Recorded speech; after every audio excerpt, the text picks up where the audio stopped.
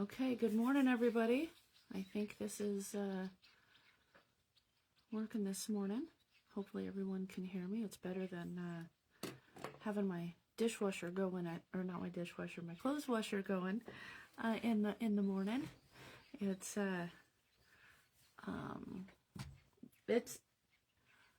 after the last few days, it's pretty shocking to have such a beautiful morning. We've had a pretty crazy thunder and lightning storm come through, and lots of fires. I wish I had a bunch of people that I don't know. We need to put together a video or something of all the different fires that happened in the last 2 days and the amazing people that just jumped in and got it out and got it taken care of. And because it wasn't just one fire, it was lots of them. I mean, I think there was probably a dozen just on the northeastern side of 155 and Highway 97, so that kind of area. And then there are a couple big ones over in Twisman Winthrop, and Chelan had fire, I mean, all over the place. And they were getting them out, and it's not just for those listening and that don't quite understand what it's really like. So there's time. So the most horrible thing we can hear is we're not going to have air support. And because especially when there's a huge storm and stuff going on, if you get a couple big planes in here, it can knock it out. It's gone. It's done. But then we've got all the little planes too that either have buckets or they're scoop planes, and I don't know all the terminology. So if people are like, oh, I should call this scoop plane, I don't know what it's called. So yeah, bear with me. And it's just, and then you see posts about people that are from our area. They are the pilots in the planes helping put out all these fires. And it's great and it's incredible. And but yeah, I don't know. I think just about everything is on mop up, right? So, or at least a good part of them are contained. Hi, Lisa. Hi, Isaac. Hey, Jim Walsh is going to be joining us at 8:30 this morning. So I'm, oh, hi, Susie and Isaac. So Jim Walsh will be joining us at 8:30. So get your questions ready. And we're going to talk about initiatives and the conference coming up. So, and probably some more stuff. There was a lot of questions last week on my live about the Washington State GOP. And I thought, oh, we should probably get Jim Walsh on here again. And that way we can ask him those questions. So anyways, back to the fires.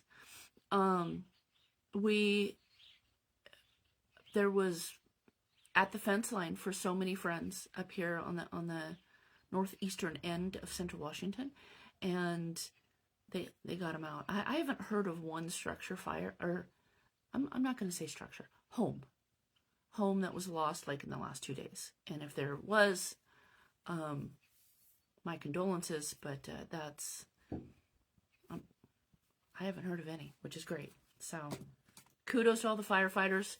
Kudos to all the families that jumped in and helped, and all the guys on the ground that have just got a dozer or a cat, and they jumped in and helped protect families and neighbors' property. It's just incredible that every year when we have fires and people jump on, it's just a blessing to have so many wonderful people in Okanagan County. So, and it's a little bit different from years past. We'd have people wanting to get on a fire and not necessarily officially, just go put it out. And they were getting told, no, you can't do that. And we've actually had some legislation change where well, actually, I don't think it would really matter to most of these farmers. They're going to go do it anyways. But yeah, a little bit of legislation has lightened up a little bit so people can do it without feeling like they're going to get in trouble. So, okay. We're going to move on a little bit because I want to talk about some local stuff. We had a lot of local things happen. I shared a post a couple days ago about the North Central Washington libraries, a complaint from a lady with kids down in the Omak area. That ended up getting taken down. I can't find it anymore. My post ended up being shared a bunch of times. It looks like there was a response from North Central Washington libraries. I'll jump online and see if I can find that and read part of that to you guys. And then a couple other people from Okanagan County jumped on and made some pretty, I don't know. I think a couple of them were mean, but it's a problem. We need to figure out a solution. Like, I get it. You got a bunch of people that are basically living in the walkway to the library in Omak. The more people that let them just be there, if you say, oh, now I'm not going to go to the library anymore, who won? I just, you know, it comes back to that whole oil and water thing. You know, the more oil, the less water, right? And we need to figure that out. If we keep on abandoning these public places because we think they're being overrun by individuals that are don't have a place to live, have mental health issues, they're not sleeping well, of course, because I mean they've got sleep deprivation and they're trying to figure things out. Who knows if they have medical conditions? You know, all these things going on. Okay, should they be sleeping in the walkway of the Omak Public Library? No. But there's got to be solutions. There's got to be something else. So, anyways, we'll go over that a little bit more. So, and then we've had a couple things that happened. Horrible things. Dylan Harrington was found dead in Spokane, and I'm not going to give a bunch of gruesome details. And not that I know much, but that family can finally rest a little. I'm not going to say peace. There's so many unanswered questions. So for those who don't know, and we're gonna talk about legislation a little bit. So when several years ago, when the whole police pursuit went into effect, it was down to you couldn't even chase them on foot, right? And there was this whole time frame where, okay, so we can't chase them if we don't actually see them committing a crime. We can't do this. We can't do this. We can't do this. And so a lot of people were really pissed off because an individual that was close to the scene, I guess, I don't know, ran away. And I'm just saying what I've seen on Facebook. I'm not saying anything but these were people that were making public comments and very upset. And at the same time, it's like, oh my God, if that truly was him. And then listen to this. Just take a minute and don't. If it was him, and the police were able to get him that day, one, there's a possibility he would still be alive. There would be a possibility the family would have closure for the Coveys, or at least some. Yes, they would have had to have gone through a horrible trial, right? And then you don't know the outcome. You know, we see it all the time. Mistrials, or a 1077 where they're considered incompetent and they're insane and they can't be in trial, so they get put away in a mental hospital, and then that you deal with that for the rest of your life. And you never know what's really going on, because now you have an individual in a mental hospital that you wanted to hold, be in a trial, and you wanted them held accountable, but you'll never get that. So we won't know what would have ever happened, but if they would have been able to go after him that day,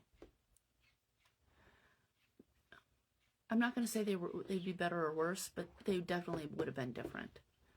And so, my condolences, my prayers to the Covey family. It's an end to part of this, but probably a lot of questions that still need to be answered, or that you want answered that maybe will never be answered. So that was a horrible thing that started out the week. And it hit the news. Everyone shared it on Facebook. It's still being shared on Facebook, because the Coveys were a great couple, and a lot of people knew them, and then they were found dead on their property. So, and then they found the person who supposedly murdered them in Spokane. Okay. Moving on, we got one more that's kind of down and depressing and horrible, and then we'll get on to more stuff. For those just joining, Jim Walsh will be joining us at 8:30. So you got about 15 minutes to refill that coffee if you don't want to hear me ramble about local stuff. And yeah, he'll be on soon. So there was another murder about a mile from Tonasket, which is the town I live in. And it's so good morning, Martha. Hi, Pam. Hi, Chris. Bobby. Hi, guys. So Joe Dagnan, it's been all over the newspaper as well. Joe Dagnan was found dead, and my prayers and hugs and everything to the family there as well. They did arrest 2 people. Those 2 people, there was a hearing, and which is public. All this information is public.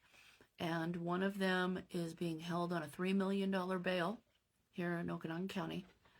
And the other one is being held on a $2 million bail here in Okanagan County. So those are the 2 individuals that are being charged with Joe Bowers, or not Joe Bowers. I keep on wanting to say Bowers. My apologies. Joe Dagnan's death. So that one shook everyone, and I want to express, like I've already told the family, that individuals on Facebook sometimes are not, you get information and you want to be the first one to report it. Well, we're not reporters, right? And there was a picture of cop cars and that were stopped on Pine Creek with a comment, rumor is they found a body. And then someone said, would you please take this down until the family's been notified? And the person laughed at him. The person that made this post laughed at the individual that said that. And then another person said, please take it down until the family's been notified. Please take this down. And it went on and on and on. And at one point they said, well, you must know if you know that they haven't been notified. Well,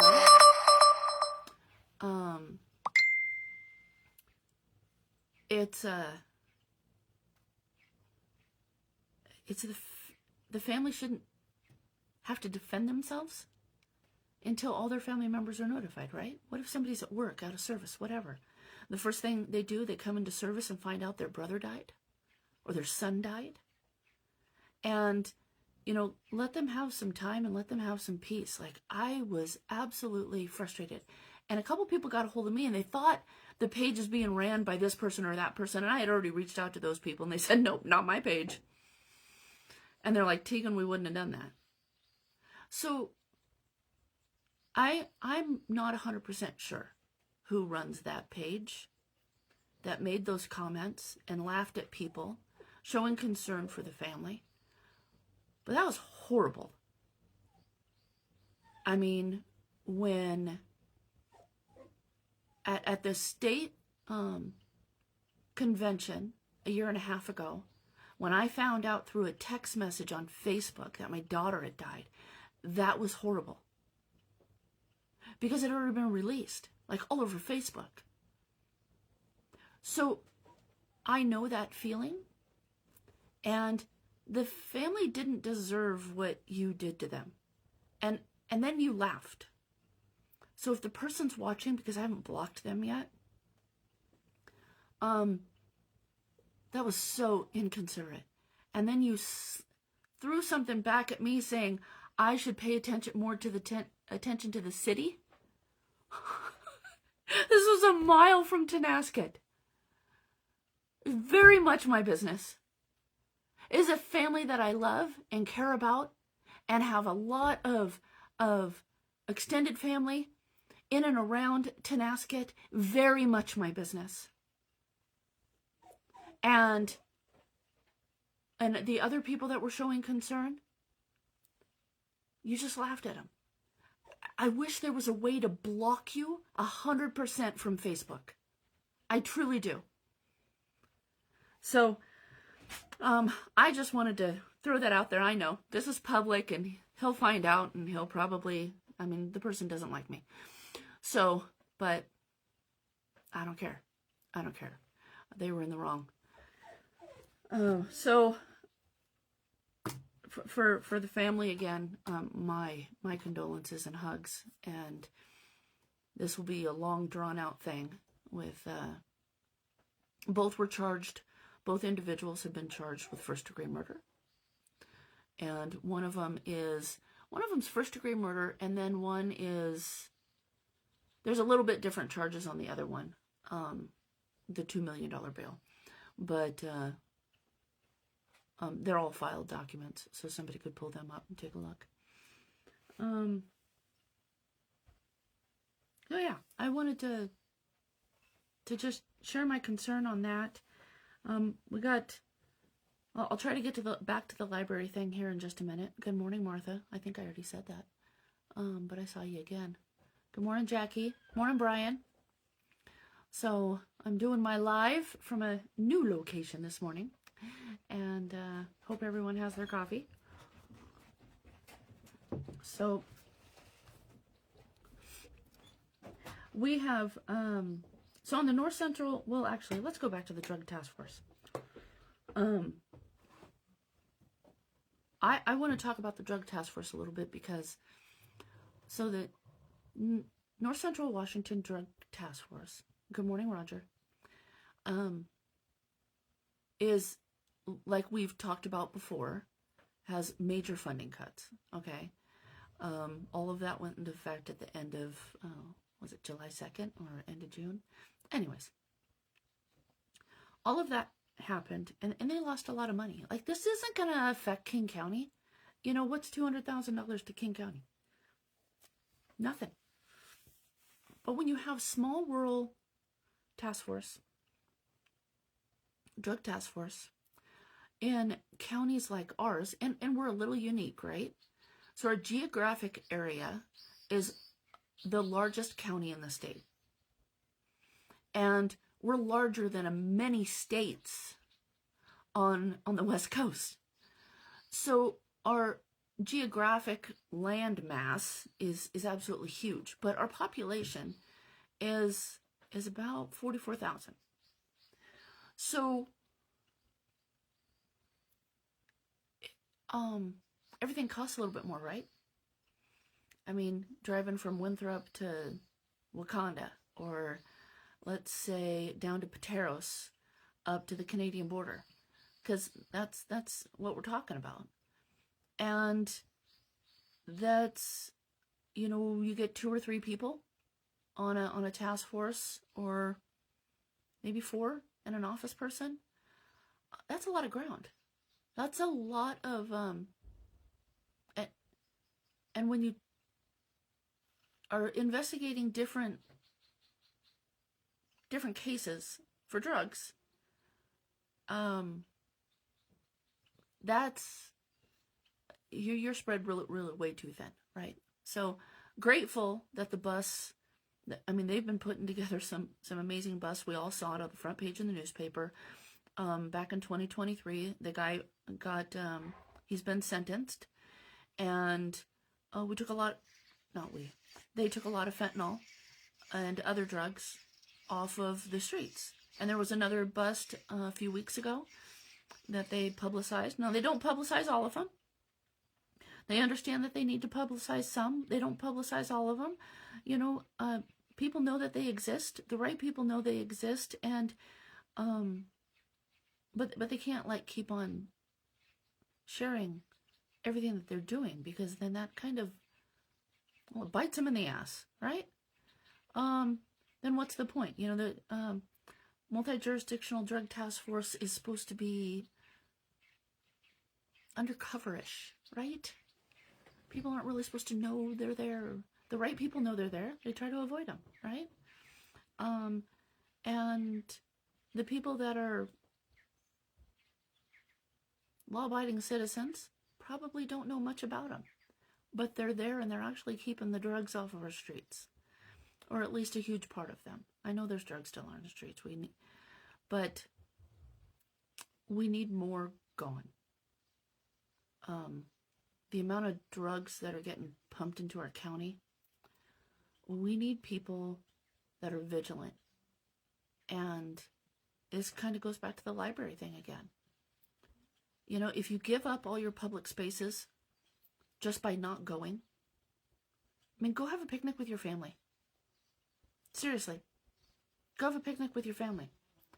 Go set up a couple of cornhole boards and go play and have fun and occupy your public spaces, so the people that you don't want there and that are abusing it and throwing up and doing drugs and doing alcohol and being a nuisance, they're not going to want to be around that, because you've occupied the area. Now, does something else need to be done? Yes, but on an everyday person, you're not going to be able to fix it. So just go enjoy those public spaces. Okay, I'm all over the place a little bit here. And my apologies, because I had so many things I wanted to talk about, and I know when Jim Walsh gets on, we'll probably go for at least half an hour, and I didn't want to not talk about some of the things. So, how many more minutes we have? Okay, we got about 6 minutes left. I'm going to talk about the North Central Washington libraries.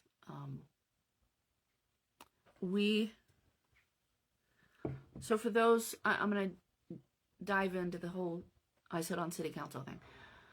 So I sit on city council in Tonasket, and we had a situation recently where people were upset about the type of flag that was inside the North Central Washington Library. And North Central Washington Libraries leases an area from the city, and many people thought we should have a say in what they do inside that footprint of their lease. And to an extent, yes, right? But then when it comes to regulations, how much do you want us to regulate? And do we want, 50 flags lining the streets of all different nation, color, whatever? Well, in a sense, that's why we love the U.S., right? We're kind of a melting pot. People come here because they love the U.S. Good morning, Tom. Good morning, Andrea. And so there was a lot of discussion on regulating that, and we'll have more conversations with North Central Washington Library, because we definitely don't think that their flag of choosing should be by any means replacing the U.S. flag or the Washington state flag. So I think we all agree with that, and we're gonna finds some more areas where we agree on, and hopes to not exclude anyone. So, and I'm not going to go down that realm much more on that part, but this is why the North Central Washington Library situation down in OMAC kind of, well, as soon as I saw it, I was just like, they're having problems too. And I wasn't sure. Sorry, guys. Need to drink more coffee. I wasn't sure quite what it was about. And then when I started reading the post that came up, and I'm just going to try to find the response that was up here the other day, because it was pretty bad. So I posted something. Well, actually, I shared a post is what I did. And the post that I shared, sorry, I've got a dog here right now. So that's that loud noise. Okay, let me go down here. Past all the fire stuff. And my post wasn't necessarily taken down, but because I shared her post, that's what was removed. And so it says this content is no longer available. And I was like, what the heck is that? So I'm just trying to find it here. My apologies to people waiting. And we'll get us, and Jim will be on in just a couple minutes.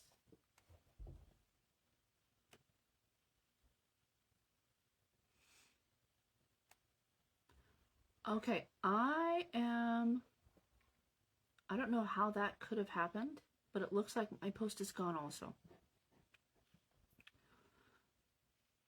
So I can't even read the response.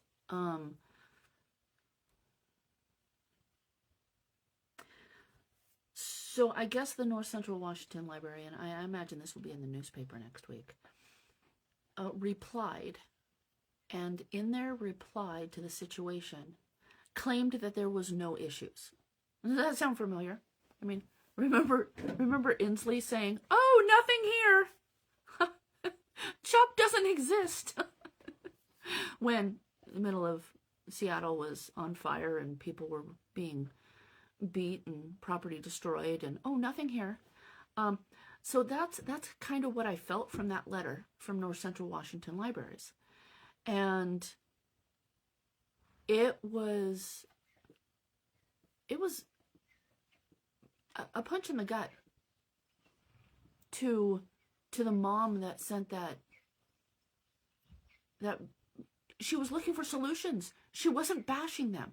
She was straight up saying, here's my concern. Here is what is happening. Here's a picture for proof. Many families feel very unsafe coming into this library. Please help. No problem here. And then a couple other community members jumped on and made comments. I might be able to find one of those.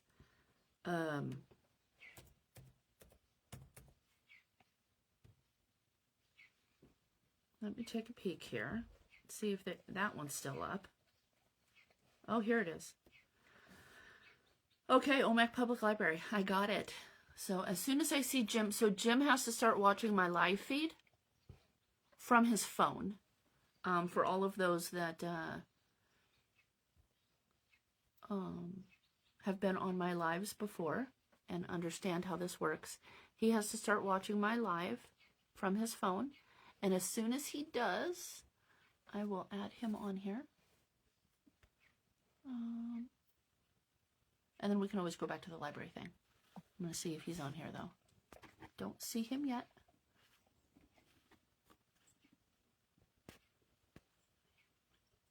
Nope.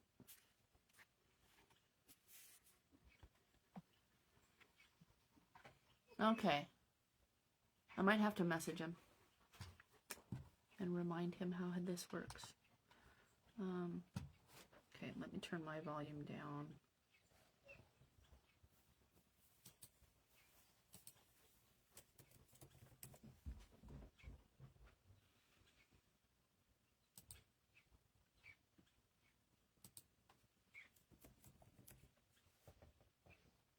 Get him on here.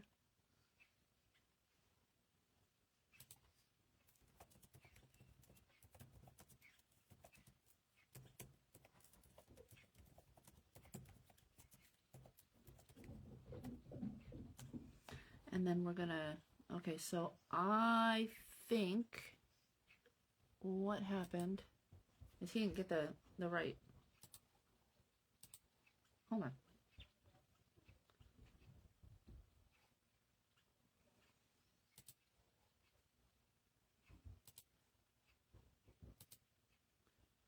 Let's see if this works.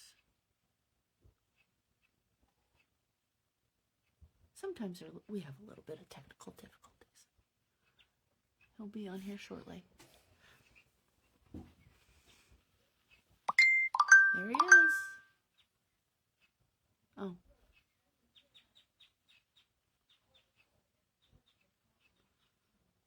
Okay. Am I sending it to the wrong thing?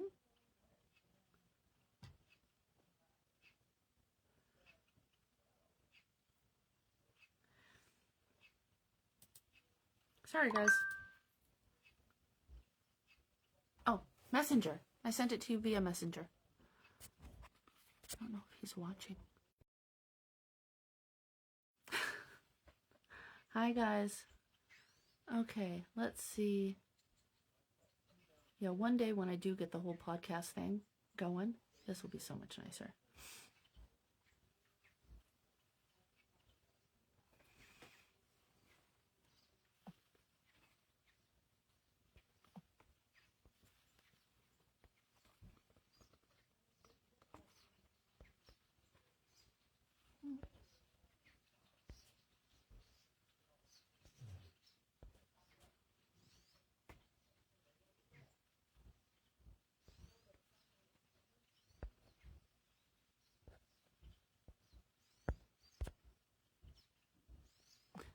So, I don't know why it's not letting me add him. Sorry, guys. He's been on before, so I don't know why he's not.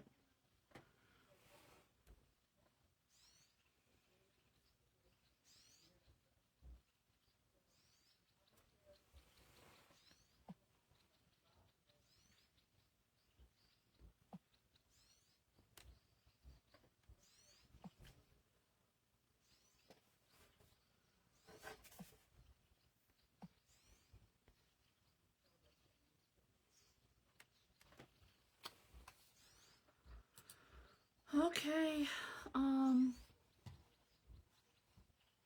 don't know why this isn't working. I'm working on it, guys. Seriously am.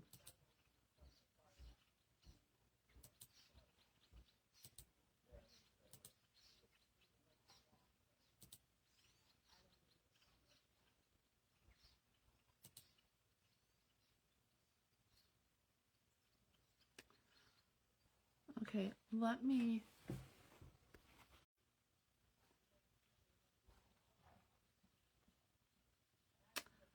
I am back. Can you guys hear me? Give me a thumbs up.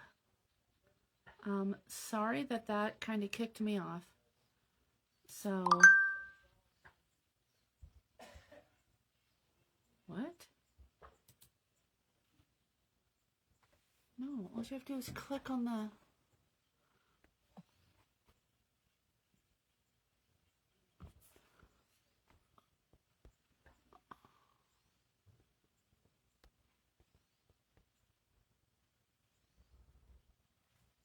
What?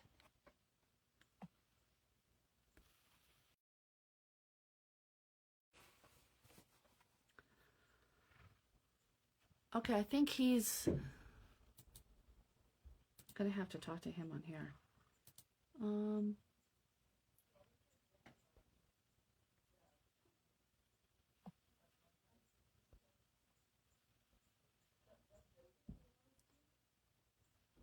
Okay, it should be working.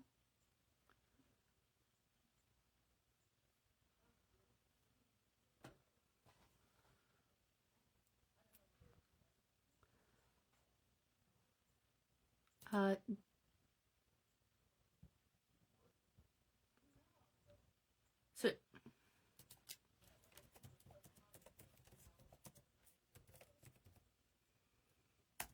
I don't know what's going on.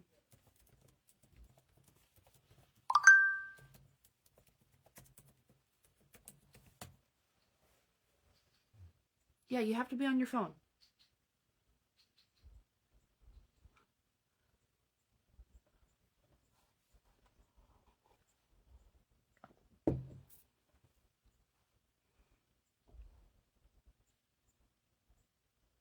Okay, and the reason why I'm kind of talking to him, because I don't know if he's watching the live while he's trying to do this, but as soon as he watches the live and clicks on it, there's a tiny bit of a delay, but it should bring him right up here. And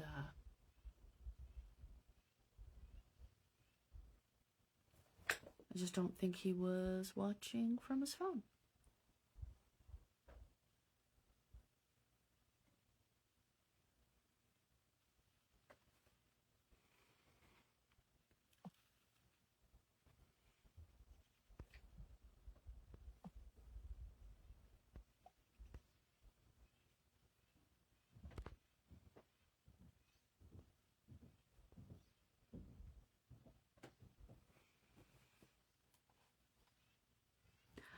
Oh my word, guys, I'm so sorry. It's been like 9 minutes. I we haven't had any problems in the last few weeks, so I didn't think this was going to be an issue.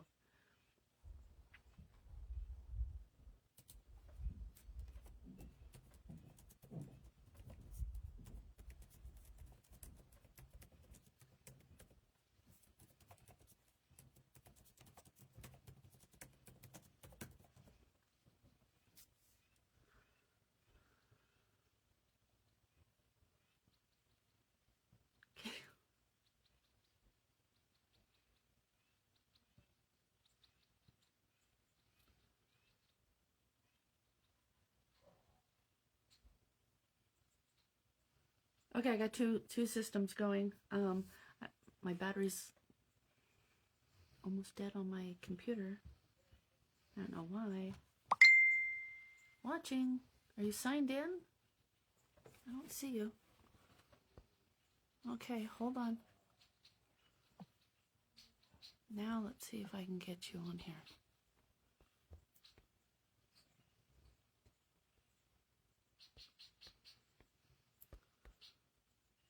Oh, where are you?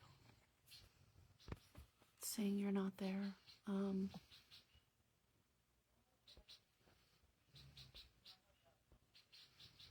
You're not even coming up as a friend on my Facebook.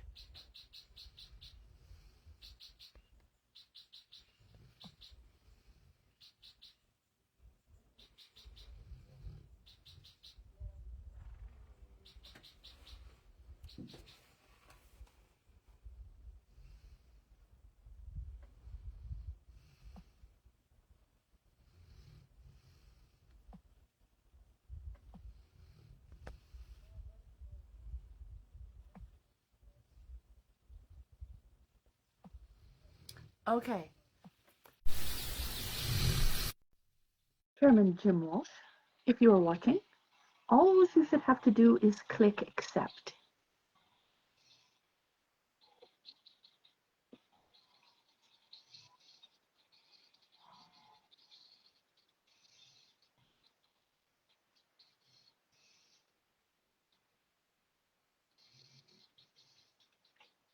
And as soon as we get them on here, so that no one else has to deal with all my craziness with technical issues,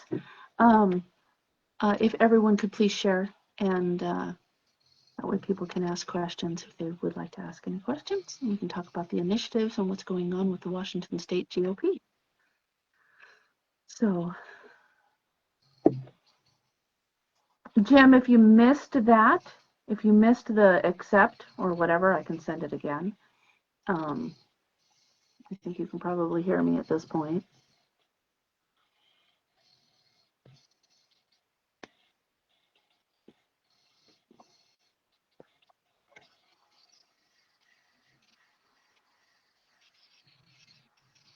You should be watching from your phone. You can only do this from your phone. It's dumb. You can only do this from your phone. So you have to hit accept on your phone.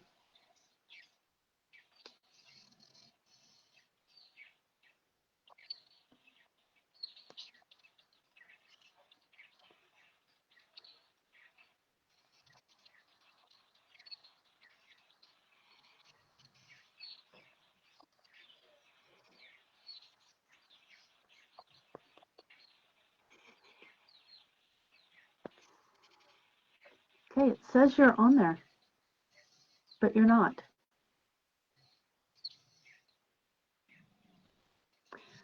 Well, we just lost almost 15 minutes of your time. This is horrible.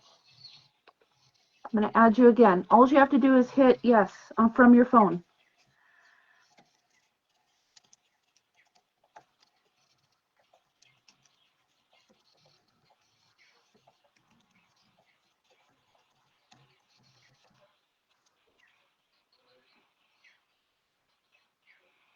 I see him on there. He's watching.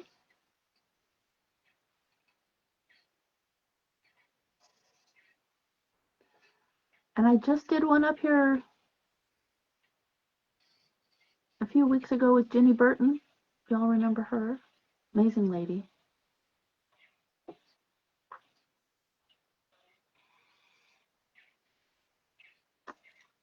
Okay.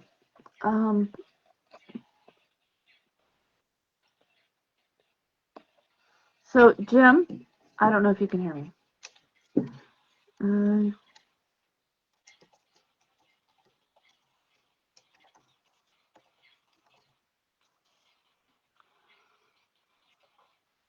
We're going to try this one more time. Okay, fine. I always say one more time, and then I try like 10 times.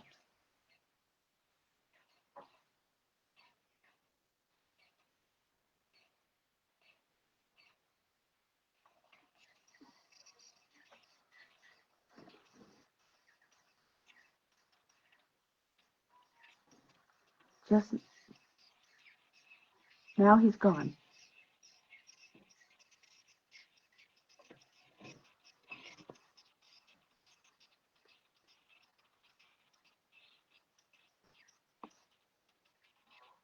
Oh, thank you for the stars, Linda. Appreciate that.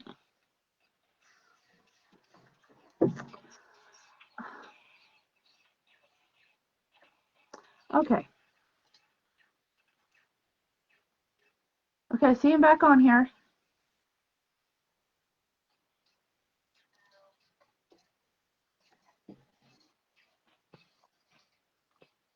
Okay, prompt not coming through. It's on your phone. The prompt is on your phone. The prompt is on your phone. You can't watch from your computer.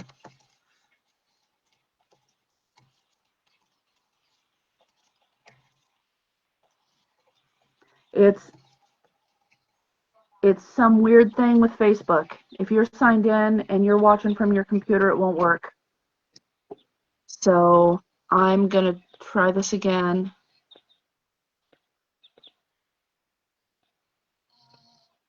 My apologies, everyone. Okay, there you are. We're doing it again.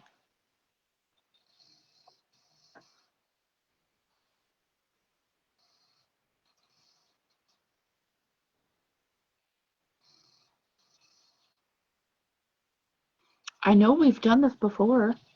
I don't know why it's not working.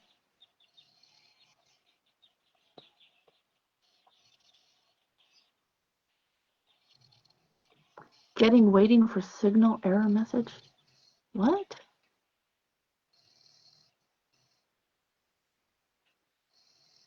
So I'm sending you a little thing will pop up. Or how about this? Since you're watching, Jim, on your phone, towards the bottom, it should say request. I'll end this. Jim, would you just send me that from your phone and I'll accept it? Awesome. Okay, let's try this again. Oh, well, that's because I keep on doing stuff.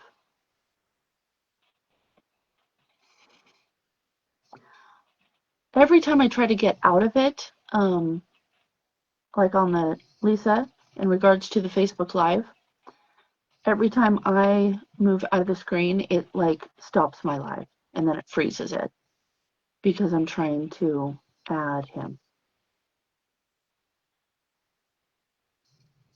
But he's all signed out and signed back just on his phone.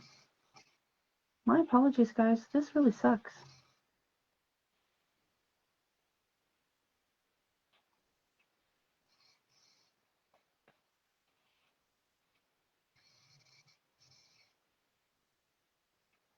Oh, is everyone having streaming issues? I saw a couple comments about, wait a minute, we might have him.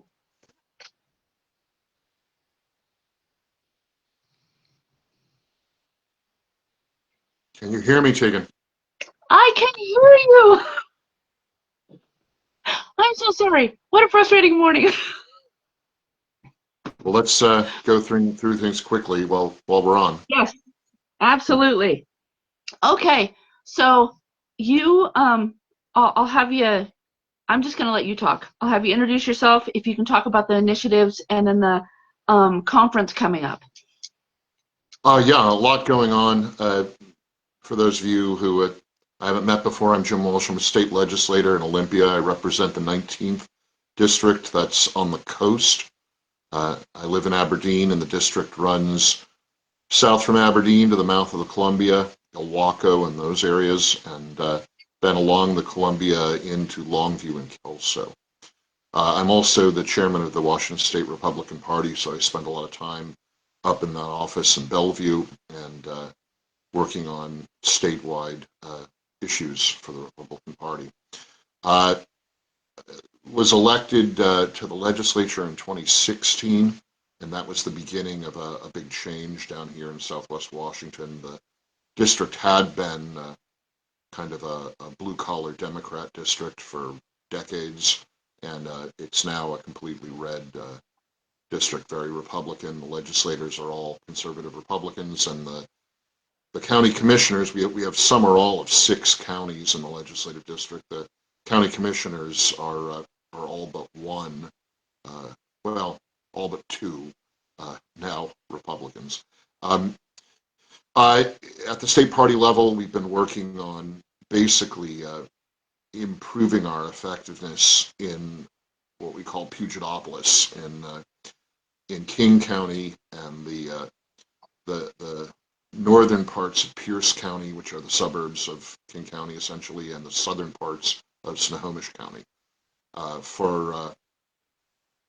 For a healthy 10 years and probably closer to 20 years, the Republican Party has not been very effective in those areas, and we are sort of redoing how we approach political organization in Seattle and its suburbs, and becoming much more grassroots and much more kind of nuts and bolts focused on how we support candidates and how we help campaigns do better in those areas.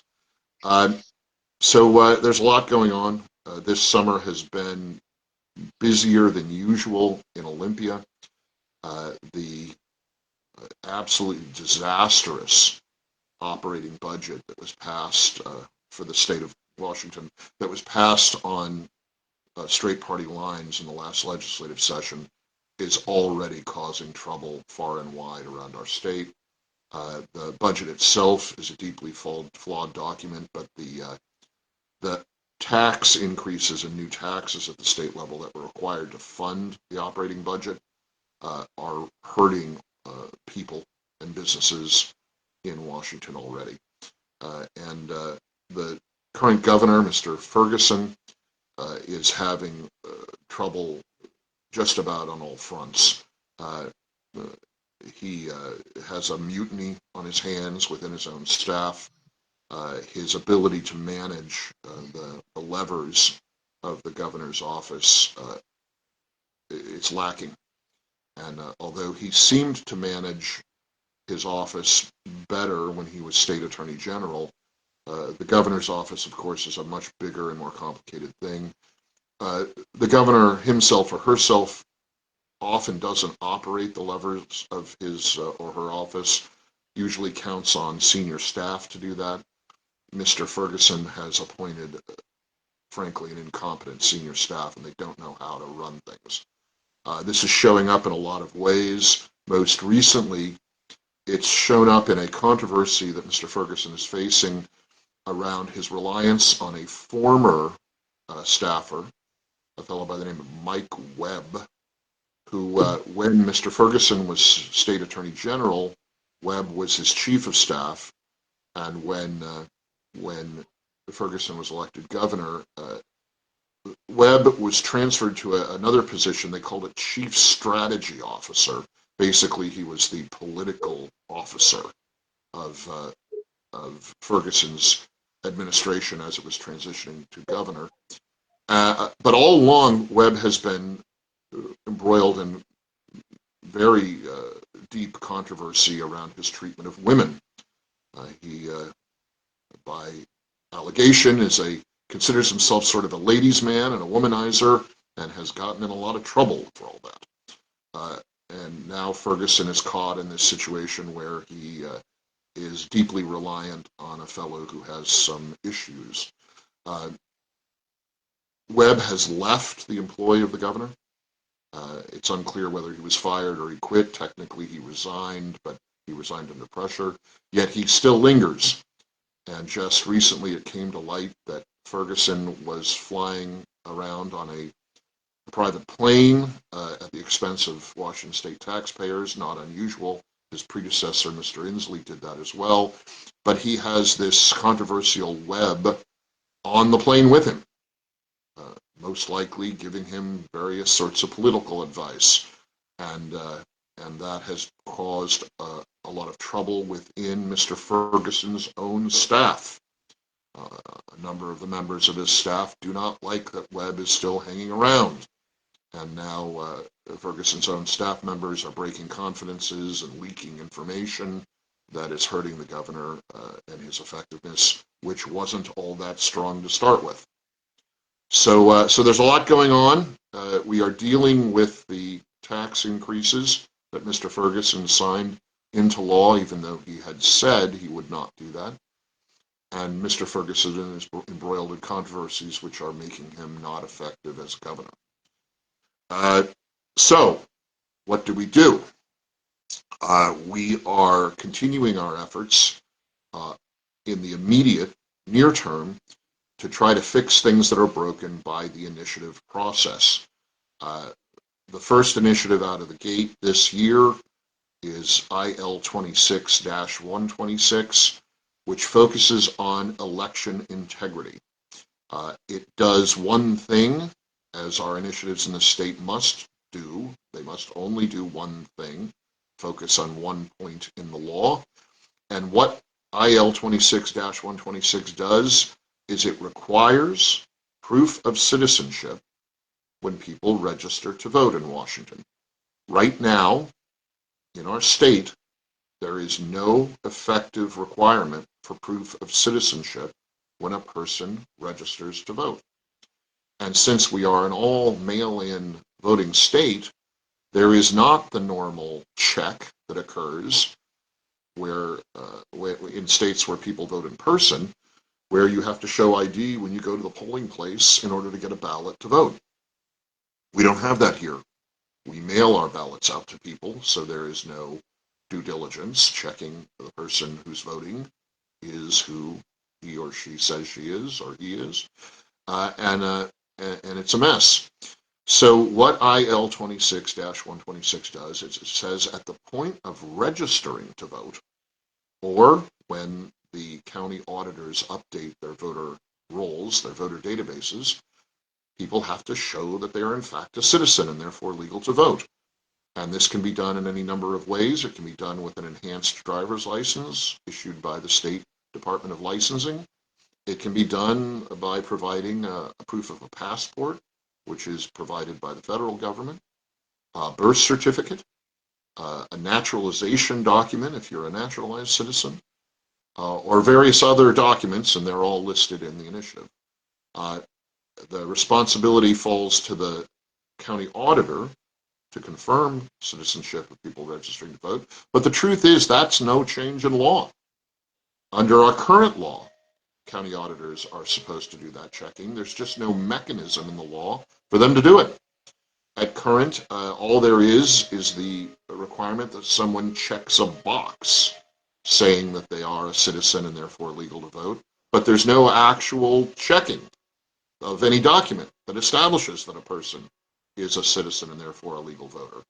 So IL-26 does that one thing. It says you have to show you are a citizen, prove you are a citizen in order to register to vote. IL-26-126 does not change vote by mail. The Seattle Times wrote a false editorial saying that it did. After we exerted a lot of pressure on the Times, they finally issued a correction to their faulty editorial, acknowledging that IL-26-126 does not change vote by mail. They had said that it does, and that was false. It does not change anything about how votes are tabulated or counted. The Seattle Times editorial also implied it changed that somehow. All the initiative does is require proof of citizenship at the point of registering. So we believe that that is the single most important first step that we can take in our state law to improve election security and improve election integrity in Washington State. Right now, as you probably know, voter turnout numbers, voter participation numbers around the state are trending downward. Fewer people are voting in elections. And I believe, and the Republican Party believes, that that has to do with a lack of confidence and trust in our election processes. So there's a lot to do to reestablish that trust and that confidence. This is just a first step, but it's an important, and in my opinion, the most important first step in improving trust and confidence in Washington state elections. There will be other initiatives, very likely other initiatives out this summer and in through the fall. Initiatives to the legislature, which IL-26-126 is, have until the end of the calendar year to collect qualifying signatures. And I expect that we and our friends will be filing and activating and running other initiatives, very likely initiatives focused on restoring the Parents' Bill of Rights, which was effectively gutted by the leftist legislators in Olympia in the last session, and very likely something that addresses the matter of boys playing in girls' sports at the school level, university, high school, and elementary school levels. So you're likely to see a number of initiatives. The first one out of the gate is the Election Integrity Initiative. We believe in the initiative process. And I know when you talk to people around the state, you'll hear skepticism and doubt about the initiative process. Well, the liberals just gut the initiatives, or the liberal judges throw them out. It's not worth doing. This isn't true. If you hear people say that, remind them that in the last cycle of initiatives, Initiative 2113, which restores police pursuits in Washington, stuck and is good law and is in law right now. It was not overturned by the courts. The legislature didn't dare overturn it. And Initiative 2111, which clarifies that in Washington state there will be no state income tax, also stuck. It held. It is still good law, and no court threw it out, and no legislator dared overturn it. So not every initiative is thrown out by the liberal courts or gutted by the liberal legislature. The good ones stick. And we think that IL-26-126 is a good one. And we think that the Parents' Bill of Rights is basically a legislative and political skirmish that's going to continue for years to come. We will continue promoting parents' rights in Washington State. Uh, all of this also turns focus to the state Republican Party's Action Conference. This is a thing we do in every year when there is not a state convention. So think of it as the alternate to a state convention. The Action Conference is kind of a training session. It takes place over a couple of days, similar to a state convention. But there's no parliamentary stuff. In the case of the Action Conferences, it's just seminars and training. And this year it's taking place in September in Yakima. And we will be having various sort of citizen activist training and PCO trainings going on. Groups like We the Governed and Glenn Morgan will be doing their activist training. Groups like the Center for Self-Governance will be there and doing their version of citizen activist training.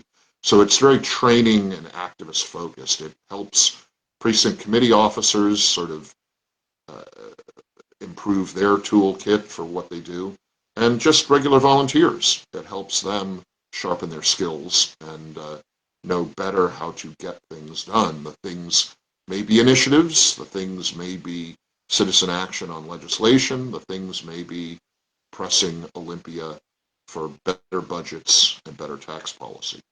And then, of course, this year we have a couple of special legislative elections. Normally, legislative elections and Congress elections in our state are in even-numbered years, but because of a couple of odd circumstances this year, in 2025, there are a couple of state Senate, it had just happened that they're state Senate races that are happening this year, special elections. And we are actively supporting two of them, one in the 5th Legislative District, which is the east suburbs of Seattle. It's in King County. I think cities like Issaquah and Enumclaw. And the other state Senate race special election is in the 26th Legislative District, which is kind of bridges far west Pierce County and Kitsap County. So the towns there are towns like Port Orchard and Gig Harbor. Those two elections are happening this year.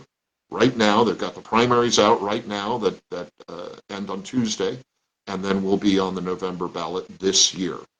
Our candidates are in the 5th. Our candidate is Chad Magandaz, who is a former state legislator, now running again for the state legislature. And in the 26th, our candidate is Michelle Collier, who is currently a House member in Olympia State House, now running for the state Senate. They are very strong candidates, and the early polling and information that we've seen and we've done look very promising for both of those candidates. Those are currently Senate seats held by Democrats. So if we win those two special elections, the Republican caucus in the state Senate picks up 2 seats. That does not give them a majority yet, but it does bring them closer to even in the state Senate, which would be a great, great advantage to where we are right now. So that's kind of the state of play. Sorry I had to rush so fast, but Tegan, you can No, ask that was questions. perfect. Any questions? Yeah, it says, we the people want community by restoring our right to vote via the local community polls. Why don't we go for initiative to restore poll voting with option to register to VBM? What is VBM? Vote by mail. By mail. Oh yeah. In Washington State, unlike Oregon or California, other West Coast states or any states, we have a very strict single subject rule about initiatives. And if an initiative tries to do too many things, the courts will reject it after it's been passed by the people. This is a problem that we faced with a number of Tim Eyman's initiatives, particularly the $30 car tabs initiatives. The courts have found kind of excuses in the drafting of those initiatives to say that they did too much, that they addressed more than a single subject in the law. You can argue whether that's true or not. Eyman says that his initiatives did not do that, but the courts have said that they did. The courts have said other crazy things about Eyman's initiatives too, but that's another topic. In order to make sure the initiative will survive court scrutiny, we have to be very narrow in the drafting of initiatives. And yes, there's some political bias in that. Courts are more lenient on progressive initiatives and stricter on conservative initiatives, but that's just a fact of life we have to deal with. If we tried to end vote by mail in an initiative, it would very likely be thrown out on the basis that it tries to do too many changes in the law at one time. So it's my strong belief the place to start in election reform is in the registration process. And that's what the current initiative does. It focuses on one piece of the voter registration process. The advantage of starting there is it gives the county auditors in the 39 counties around the state a tool for cleaning up their voter databases. And that is critical to improving confidence in our elections. So if we were to tackle ending vote by mail or universal vote by mail here in Washington State, that would have to be another initiative very narrowly drafted. And I just didn't see a way of accomplishing that on the first cut. I think what we're doing is the right first step. If this passes, when it passes, I think the next step might be to try to address vote by mail, but that even focusing just on that issue, it's going to be very difficult because the vote by mail current law touches on so many points in the RCW, it is more likely that initiative would be thrown out by the courts as doing too much. Mm, yeah, that makes it really hard when you have an RCW that has so much, the statute has so much in it, and you just want to change one thing. Yeah, that would. Legislation, a bill going through Olympia can be broader. So it may take us picking up more seats in the legislature in Olympia and then doing something to modify vote by mail by legislation, by bill. But currently we don't have the votes in Olympia to get that kind of bill even to a hearing. So Right. let's fix as much as we can fix by initiative. Let's focus on picking up more seats in the legislature in Olympia, and then we may be able to do broader reforms in support of election integrity when we have more seats in Olympia. Yeah, that would be great. Getting people to vote in a system where they feel that is that they don't trust in order to get the majority that we need to change more has been very hard to do. And hopefully this initiative and getting more Republicans in there will change some perspective on getting, yeah, on changing things. So you had, well, not you, but there's been some other great news recently about Joe Kent. Do you want to share that? Yeah, Joe Kent is a guy out of Southwest Washington who ran for Congress twice in 2022 and in 2024. Lost those elections narrowly both times. Always had the support of President Trump in his congressional runs, and was recently, well, not that recently, a few months ago, was appointed to be director of the National Center for Counterterrorism. The U.S. Senate held his nomination for quite a long time. They just confirmed his appointment this past week. And so Joe Kent has that position. It is considered a cabinet level position, so it requires U.S. Senate confirmation. And while it's not as senior a cabinet position as, Attorney General or Secretary of State or Secretary of Treasury or those things, it is considered part of the cabinet. And so Kent is in that position now. He is very well suited, you might say perfectly suited, to have that job, to do that job. He was Army Special Forces Green Beret. He worked for a time for the Central Intelligence Agency. He comes out of the intelligence world, and he will be very effective, I believe, as the director of the Counterterrorism Center. It is part of the National Security Advisor's office and really an essential position on the cabinet in this day and age. So we're very happy that Joe was confirmed by the U.S. Senate. It took a lot.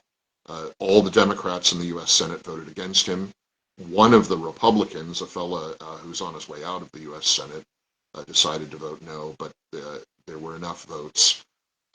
Kent, I think, ended up getting 52 votes out of the Senate, so they didn't even need the vice president to come in and break a tie. So Kent was confirmed. Our current U.S. Senator, Ms. Patty Murray, has really made an ass out of herself in some of the things she said about Kent, both before and after. She really, I believe, has embarrassed herself badly in characterizing Joe Kent in what is, I believe, a slanderous and certainly a false way. And I think Ms. Murray has yet to feel the full blowback on the stupid things that she has said and done about Joe Kent. Yeah, agreed. Many people have been sharing that and making funny memes about it because she truly has made an ass out of herself. Yeah, but it's great news for Joe Kent. Super excited to have somebody from Washington State sitting on the cabinet. That's we should all be excited. So that's. And the president and Kent have a good relationship. I mean, it's hard to say anybody in politics is really friends, but they are certainly close politically, and I think that the president considers Kent a trusted advisor. Wonderful. Wonderful. That's great. So we are 9:15, but I have 2 more questions for you. Do you ever take time off?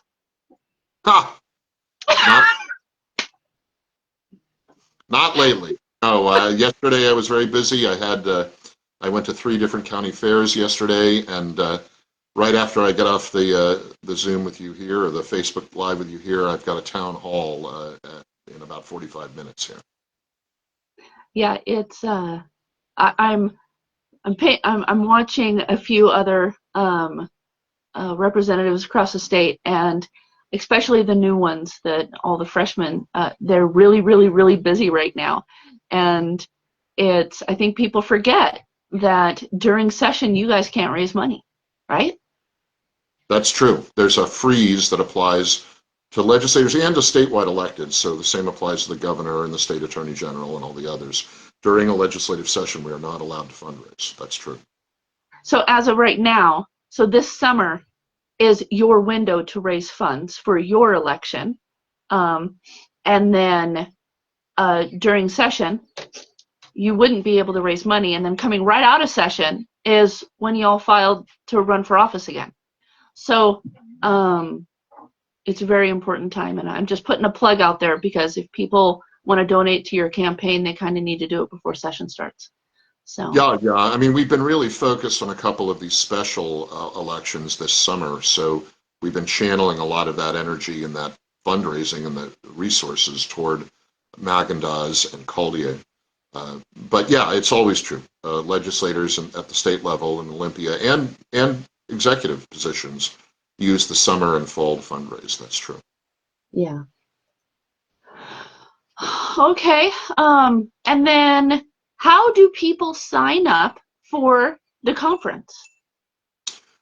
You can go to wagop.org. That's the website for the State Republican Party, and there are links on the landing page there that will take you to various projects we're involved in, including signing up for the Action Conference in Yakima.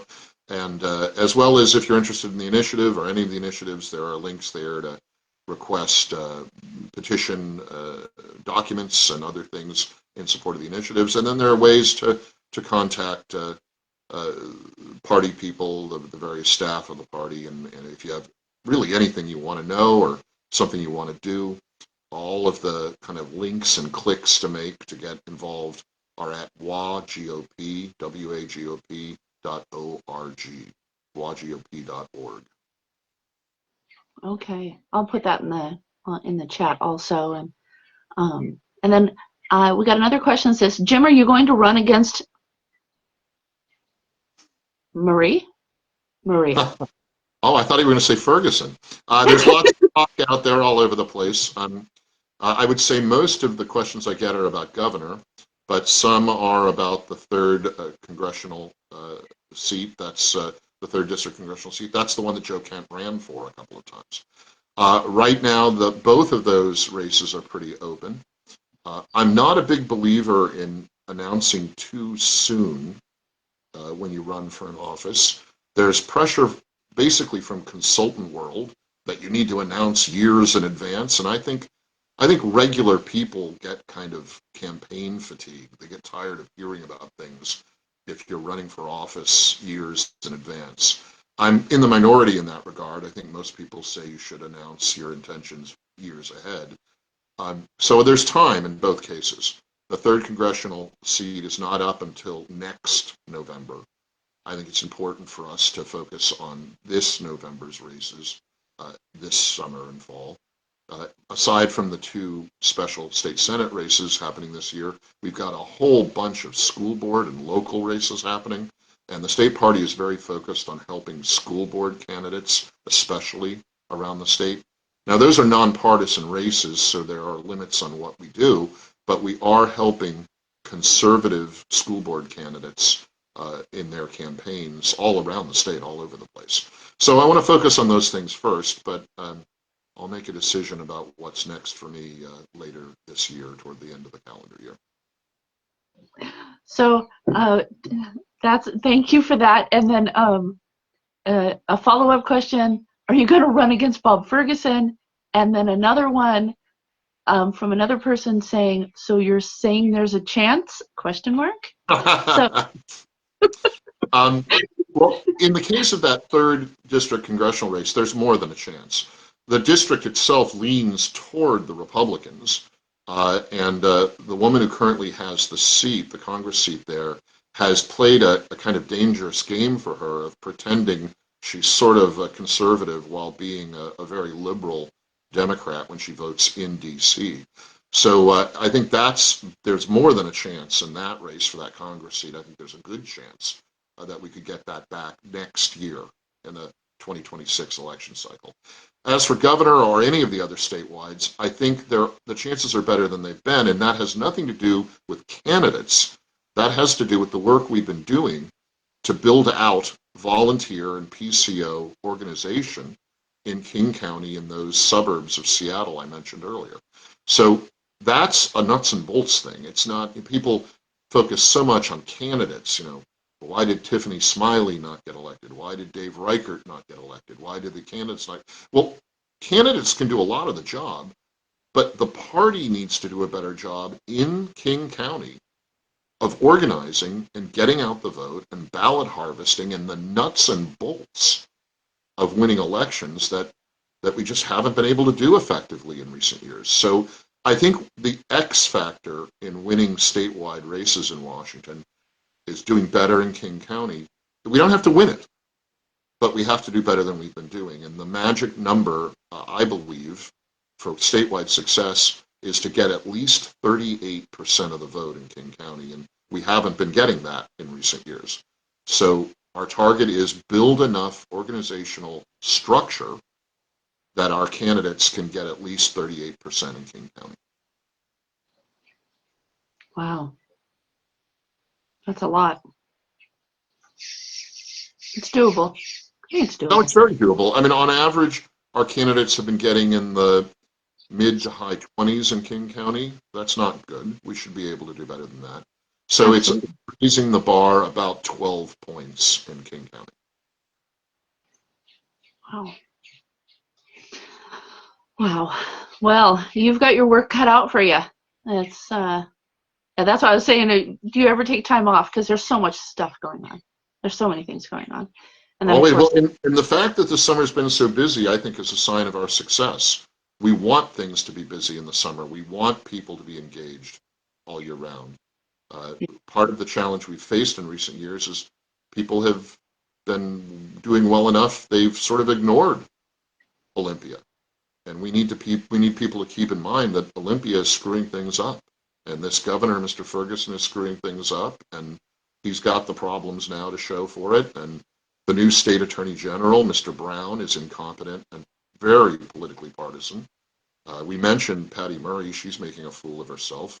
The legislative majorities in Olympia, led in the state Senate by a fellow by the name of Jamie Peterson, whom you may remember from TV saying parents have no rights in Washington, and Yeah. on the House side by a woman by the name of Lori Jenkins, who's a little more savvy than Senator Peterson, but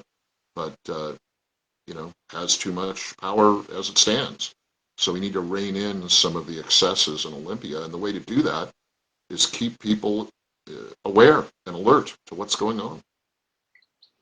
Yeah, absolutely. I on a local level, for like city council, at one point in time, somebody said, "Oh, if you guys put that on the agenda, because we needed to bring something to the table, we needed input from the community on an issue that was coming up." And they're like, "You're going to fill this room," and I'm like, "Great," because usually people don't show up. I mean, you've seen it in hearings where you guys have different things going on. You might get just a few people, but if somebody really stirs the pot, the room will be full. You'll have a waiting line out the door, and then you get all kinds of input. And somebody just mentioned on here, in regards to people being involved, and yeah, we need to be involved in all those local issues, and PCOs need to be out doing stuff, and in order to understand what's happening and what's going on and how legislation is affecting what's going on in their communities. So yeah, absolutely. I'm trying to read some of the comments. Lots of thank yous to you, by the way. People are very happy. Thank you Thank you, all of you, for watching. And my apologies for the technical hiccup this morning. One of these days I'll get an actual podcast, and it'll be much easier. So, well, thank you so much. I really appreciate you taking the time for us here in Okanagan County, and it's sometimes it's really hard to reach outside the boundaries, especially during the summer. Everyone's busy with ranching and fires and hay and orchards, and trying to keep afloat. Even this summer, with things being busier, we've had several businesses in Okanagan County go under due to all the left-leaning regulations. And yeah, we're losing a lot of, especially restaurants and pubs and things like that, because one of the many tax and fee increases was Ferguson and his cronies raised the licenses for selling liquor, which, it's a sin tax, so-called, but it really, I think it was an inflection point for a lot of restaurants and bars, and we're seeing restaurants close all around the state because now are so high they're not profitable. And I think that was another thing that Ferguson screwed up. I think he didn't fully appreciate how much that particular tax increase was going to hurt the restaurant business. And the Hospitality Association tried to argue against it, but they weren't effective, I think, because they've made a lot of deals with the left in Olympia. And I think that this tax increase kind of got lost in the shuffle, which is too bad, because I think we are going to lose a lot of restaurants and bars around the state. We are. And on the fire front, pay attention to the Commissioner of Public Lands. That's a state elected position on the same cycle with governor, and we really elected a moron to run the Department of Natural Resources. DNR is run by an elected Commissioner of Public Lands. The fellow with the job right now is a fellow called Up the Grove. That is his name. And he comes out of King County, and he knows nothing about wildfire prevention or land management. And it's really a shame that the far left got that guy elected. Yeah, we have ended up being a little bit lucky here in Okanagan County. Even though I didn't 100% agree with the previous administration and public lands, there was a lot of things that were done that were she worked with a lot of people across the table, and Yeah, again, we I'm in the had minority on that one too. I think the previous commissioner was just as inept and maybe more mendacious than the current one. The current one's just stupid and doesn't know anything. yeah, The previous commissioner was sneaky and deceitful. So well, different flavors of poison, but poison nonetheless. we've ended up with far more air support, which has been life-saving.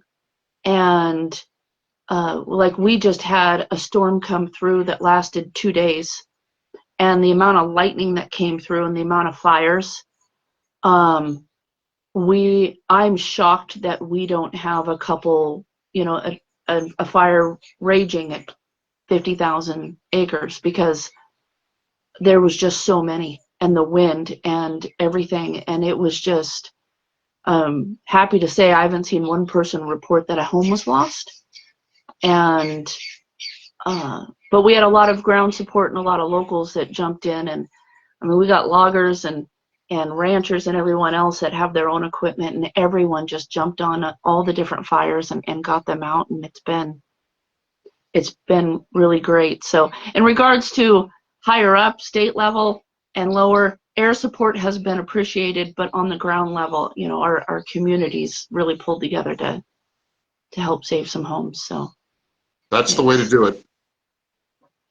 yeah, it's been great. We didn't have somebody screaming at them saying, "You don't have a special card, you have to leave," which was the case about 8-10 years ago, which was horrible. That I'm glad that one thing got fixed. So, but yeah, I understand what you're talking about in regards to sneaky and them not being much different. But a couple of things did change for us locally that we appreciate, and kind of helps keep the smaller ones down before they get classified as a type 3 and DNR comes in and Forest Service comes in. We're able to take care of them when they're smaller before they get that size, and that actually saves tax dollars. So Prevention, yes. So let's see here. Trying to think if there was anything else. I'm looking real quick at the comments. I know Well, I've you've got got to to run anyway, Chicken, because I've got to get to this next Yeah, thing. you do. I don't see anything here. Oh, yeah, we'll talk about that on another time. People want to talk more about the restaurants and stuff, but we'll talk about that some other time. So thank you, Jim, so much. Thank you for joining us. Thank you for spending 45 minutes on a Saturday morning, and you enjoy your town hall. I'll always do. They're fun. Thanks, everybody, for listening in. We'll talk soon. Yes. Bye.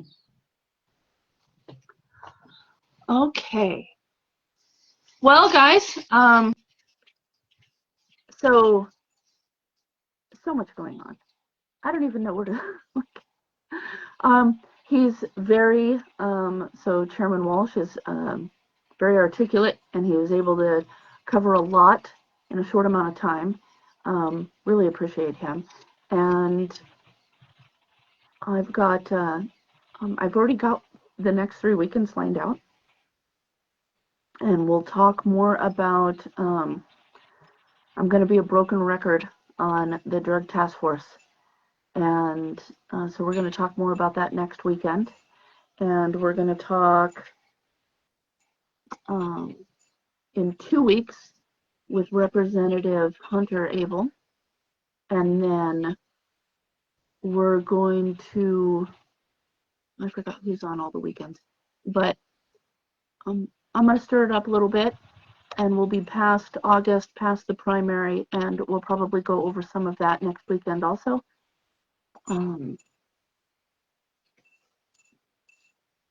It turned out to be a beautiful day here in Oakland County, guys. After the storms and fires from the last couple of days, it turned out a beautiful day. And I think I'm going to let you guys off here and go have that beautiful day. Unless there's something you guys want me to talk about. I mean, I could touch on the libraries again. I'm really, my computer died, so I can't read that.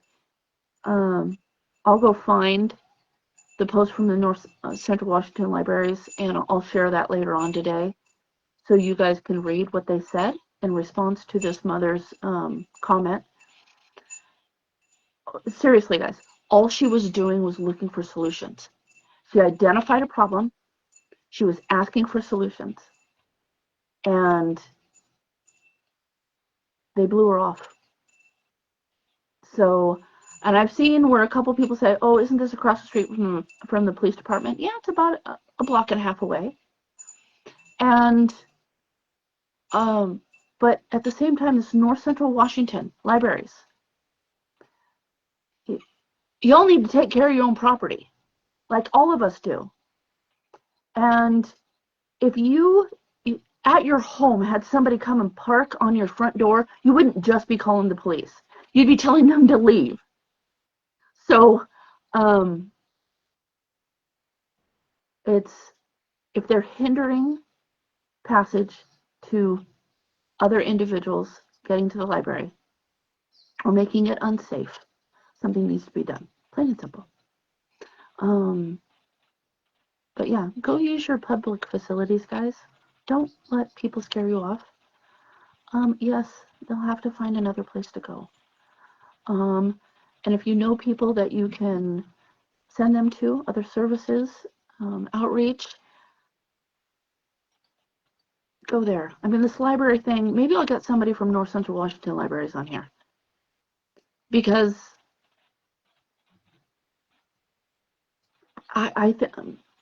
yeah, maybe I'll get all three of them on here. We have we have an individual that's very passionate about taxpayer money.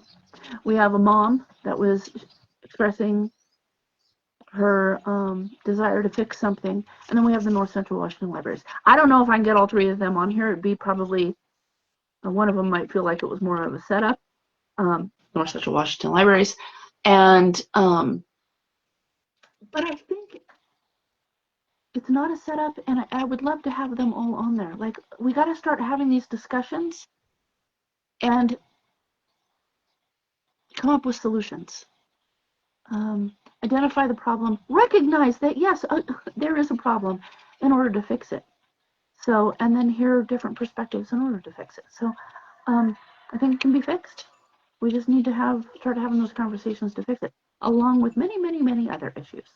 So, if you guys want me to invite someone, let me know. I will get them on here. So I think these interview things are going pretty good.